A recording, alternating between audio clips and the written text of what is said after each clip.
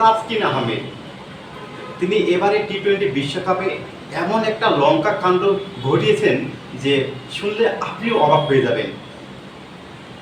22শে জুলাই ভারতের বিপক্ষে ম্যাচের দিন তিনি ঘুম থেকে উঠতেই পারেননি। তিনি সঠিক সময়ে নির্ধারিত সময়ে তিনি টিম বাজে স্টেডিয়ামে যেতে পারেননি এবং এমন সময় তিনি গিয়েছেন ঠিক খেলা শুরুর আগ পর্যন্ত কোনো রকমভাবে তিনি কিন্তু শুধুমাত্র জাতীয় সঙ্গীত তিনি গাইতে পেরেছেন।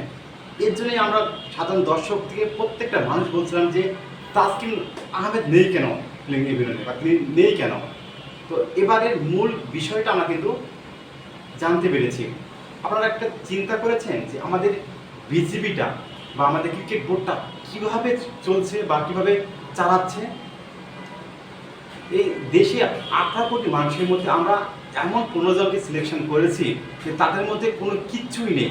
দায়িত্ব বলতে বা বাংলাদেশে যে আমরা যে তাদেরকে নিয়ে স্বপ্ন দেখি, তাদের নিচে আমরা ইমোশনাল সৃষ্টি করি, তাদের নিচে আমরা যে আবেগটা দেখাই বা তারা যে বাংলাদেশকে রিপ্রেজেন্ট করতেছে, বাংলাদেশকে বিশ্বের মধ্যে একটা পরিচিত করে দিচ্ছে, কিন্তু কাদের দিকে আমরা তাকিয়ে আছি, মানে কাদেরকে নিয়ে আমরা বাংলাদেশটাকে পরিচয় করতে যাচ্ছি।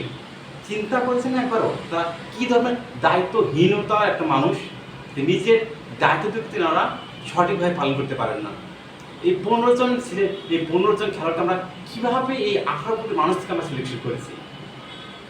এখানে শুধু খেলোয়াড় না, এখানে বিসিবি কর্মকর্তা বলেন বা কোচিং স্টাফ বলেন বা হচ্ছে এই 15 জন খেলোয়াড় বলেন, তারা কীরকম মন মানসিকতার দায়িত্বহীনতার একটা মানুষ, যে একজন মানুষ ঘুমিয়ে আছে, তাকে সঠিক সময় তার কাজটা কী, মানে তাদের নিয়ে এই 15 জন খেলোয়াড়, বিসিবিতে কর্মকর্তা রয়েছেন আর হয়তো 20 জন এবং কোচিং স্টাফ আরও 10 জন, এই মিলে অন্তত 50 জনকে নিয়ে আমি যে স্বপ্ন দেখছি বাংলাদেশকে তারাই কিন্তু রিপ্রেজেন্ট করতেছে সারা বিশ্বের মধ্যে এবং বাংলাদেশকে তারা কিন্তু একটা পরিচিত করে দিচ্ছে। কিন্তু আমরা এই 18 কোটি মানুষের মধ্যে যে 50 জনকে সিলেকশন করেছি, আমরা কী থেকে সিলেকশন করি? তাদের মধ্যে এতটুকু চিন্তা ভাবনা নেই বা এতটুকু তাদের জ্ঞান বুদ্ধি বা নেই যে আমাদের দায়িত্বটা কী,